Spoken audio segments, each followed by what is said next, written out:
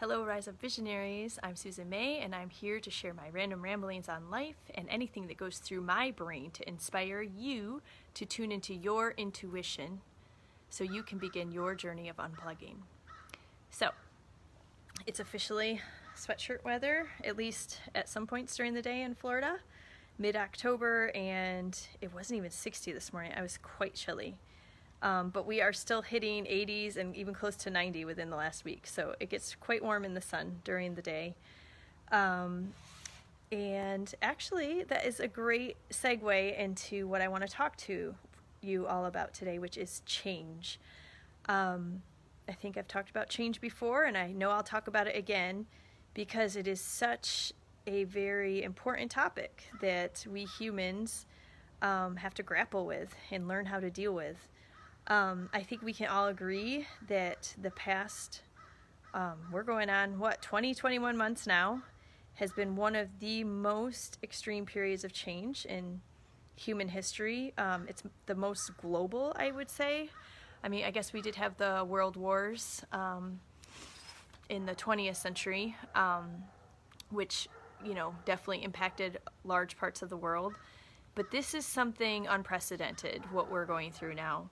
And so I've been thinking a lot about change in regards to change that we're in control of and change that's outside of our control. And so with change that we cannot control, the most important thing for those kind of changes are our responses, right? Our reaction and what we do in response to those changes that are outside of our control. Changes that are in our control are even more important, right, on our daily lives, things that we can do to be proactive to change. The other lens that I'm looking through change is relationships and learning, because I really think, for me, what I'm realizing is that life is all about our relationships. I mean, they have those cheesy I shouldn't say cheesy, but there's been those studies or articles about talking to people at their end of life and what did they regret at the end of life. And it was never like, I regret that I didn't work more, right? It's always about relationships and how you spend your time. And learning, to me, is something that we are wired to do, is something we do all the time.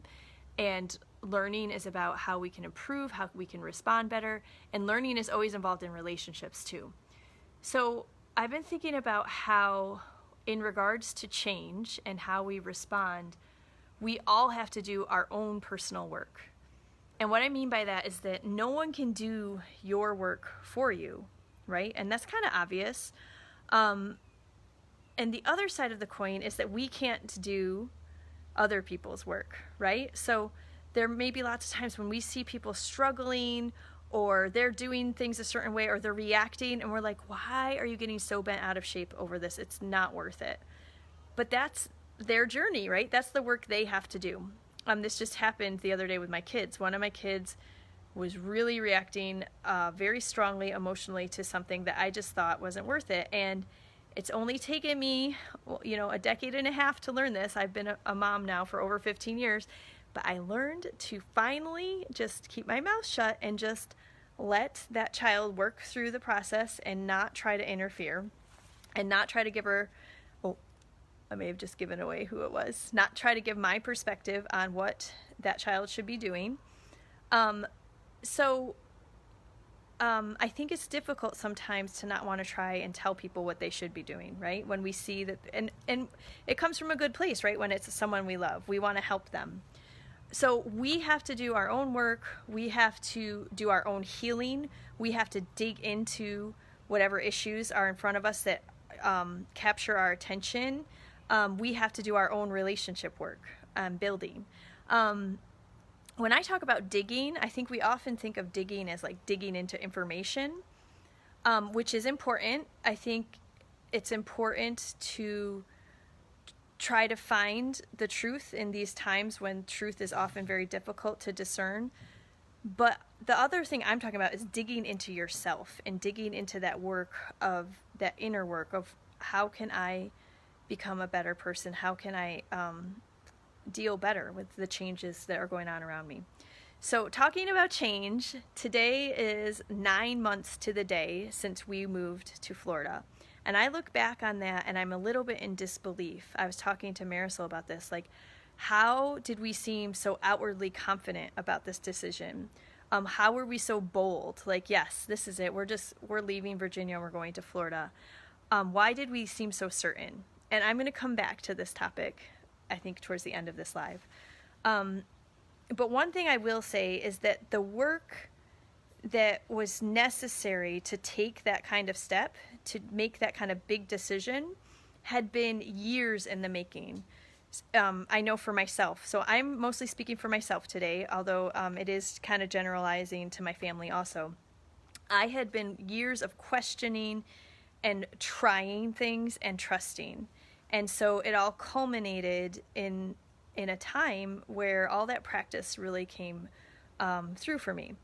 So that was 9 months ago we moved. 5 months ago, I decided to pursue an idea of this Rise Up with Susan May community. And right now it's still just a very, very tiny baby seedling of an idea. It's just like, the little bean. You plant the little bean and its head is just barely poking up out of the ground. I am still in early stages here. And it's still exciting, but it's also a very vulnerable time, right? Am I going to be able to nurture this little baby seedling of an idea? What kind of harvest am I going to get from this idea? And that has been really fun for me. So for 5 months, I have dove headfirst into this and really put so many hours and worked hard on this and really enjoyed it. But more changes keep coming into my life, as they do keep coming into your life, as they keep coming into the world. And I feel another shift happening for me right now. I shared on my Gather and Get Moving group, which you are welcome to join. I would love to have you there if you haven't already. I'll put the link in the comments. It's a free group, but it's private. I shared a little bit about my third child, my son Carter's story. He is on the autism spectrum. And we have some really exciting new therapies that we're trying out with him. And one is called Spell to Communicate. And as we get started on this, I am realizing that I need to change again. I need to shift my energy, and I really need to pour a lot of energy into him and trying to get these therapies started.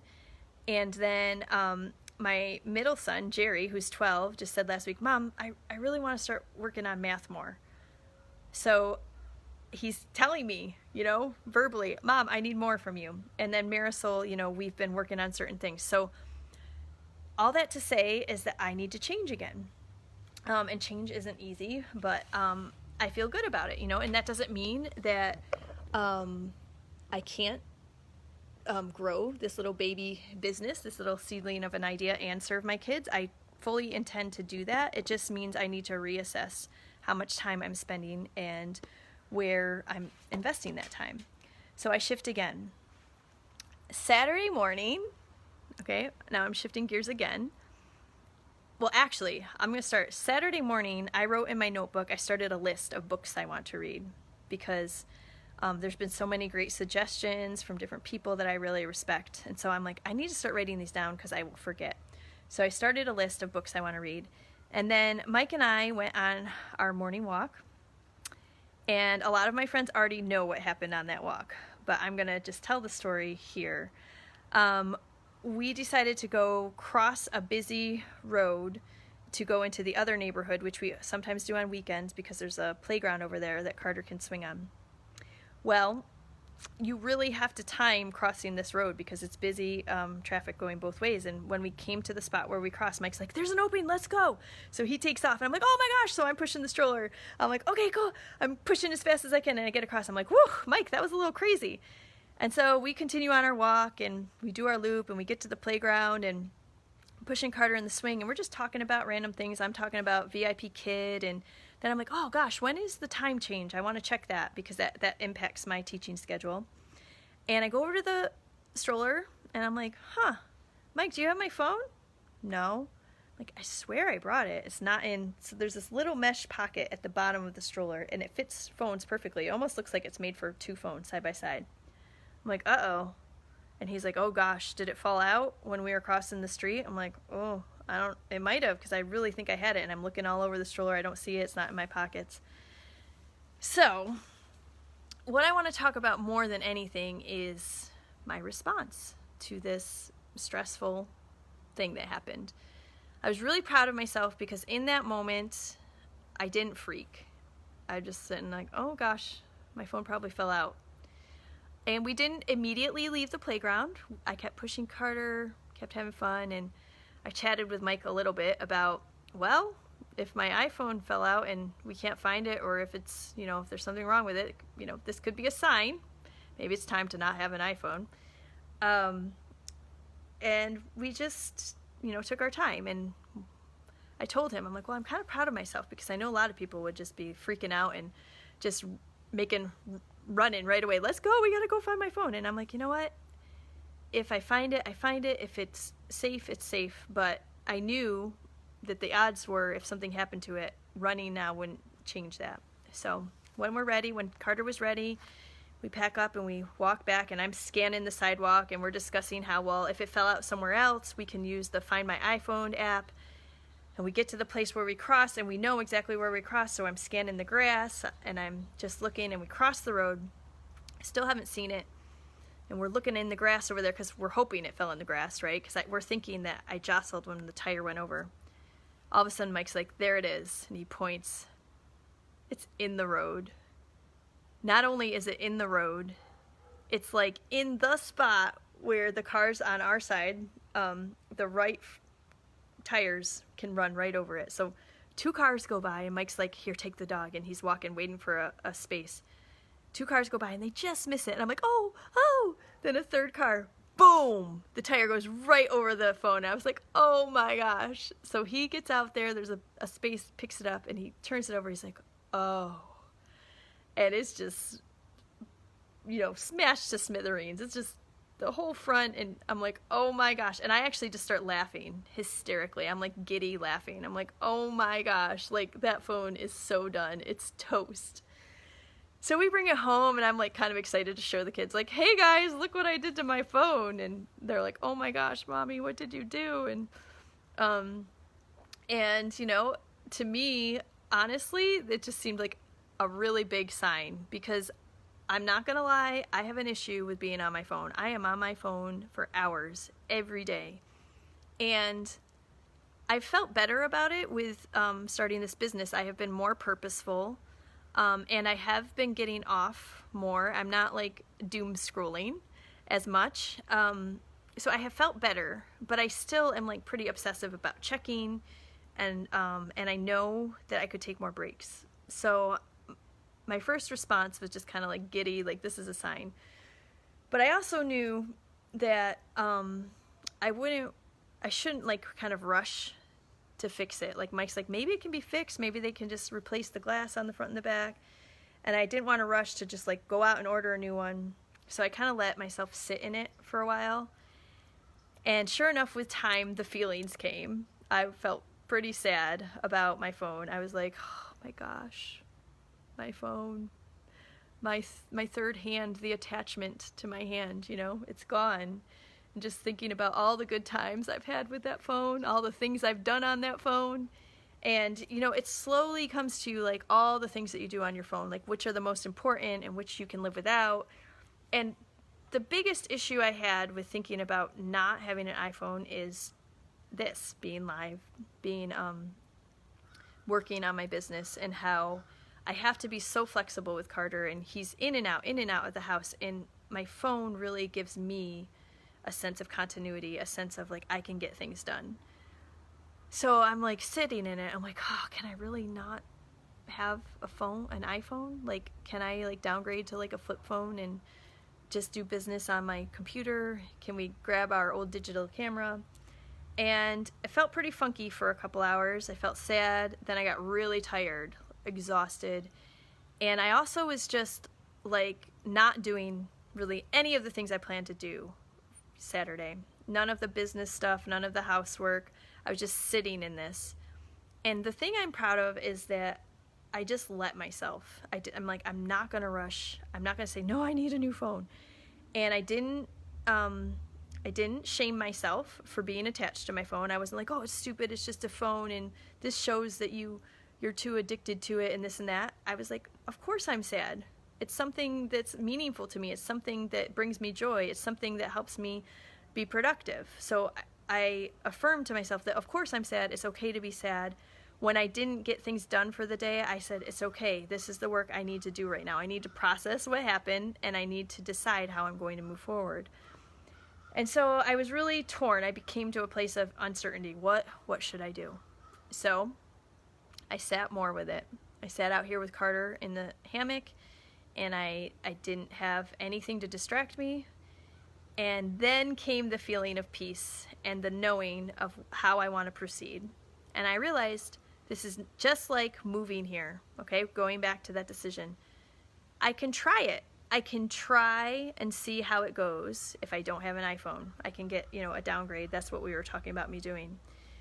And if it's not going well, if it feels too hard, or like I can't proceed as well as I want to with Rise Up with Susan May, then I can always get an iPhone in the future. But it's okay for me to try it out and see if I like it, and who knows what the benefits might be, right? Maybe I'm really going to love it. So that was what brought me a feeling of peace. I'm like, that's it. That's what I'm going to do. I told Mike, and he did. He ordered me a Nokia, which has an actual, keypad, with actual numbers. So, for instance, if I want to text you on this phone, I'm going to have to hit, A, B, C, hit the key 3 times to get to C. So my texts are going to be a lot shorter from now on. They will not be as detailed. It does have, some basic apps. I think it has Facebook and a couple others. But we don't think I can download other apps. I think it just has a few. And so it's pretty basic, so I won't be, on it all the time. And so what I think about with all this change stuff is that nothing is permanent.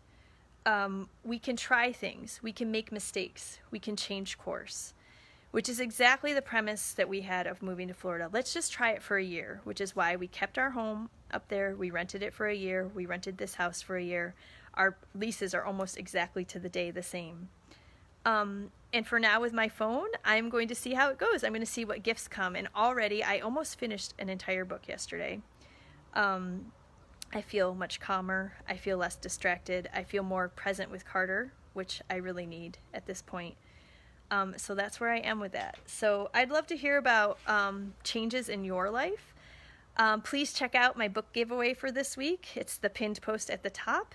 And it is all about this thing that has brought so much change into all of our lives this year. And I think a lot of you would really enjoy this book and just get a lot out of it. And I think that's everything for today. This was kind of long because I had a long story to tell you all. I just want you to know that I love you all, and change isn't easy, but when we learn to ride the waves of change and to ride the feelings and to let the feelings flow through us and not try to resist the feelings and not try to shame ourselves for having those feelings, it becomes much easier. So I hope that I can help you with that. And I know that I can't make you change. I can't make you do change better. But what we can do is support each other. We can inspire each other. And just be together so that we all can ride all these waves of change. So please like my page if you haven't already. If you want to find me on Facebook, because I try to upload most of these videos and you can make them go faster. Find me over there, Rise Up with Susan May on YouTube. Is that what I said? YouTube. And share anything that inspires you so that all these good waves and love, good vibes and love can spread like wildfire. And most importantly, remember, be bold, be brave, be you, because who else is there to be? I love you all, and I'll see you here Wednesday evening at 8 p.m. Bye.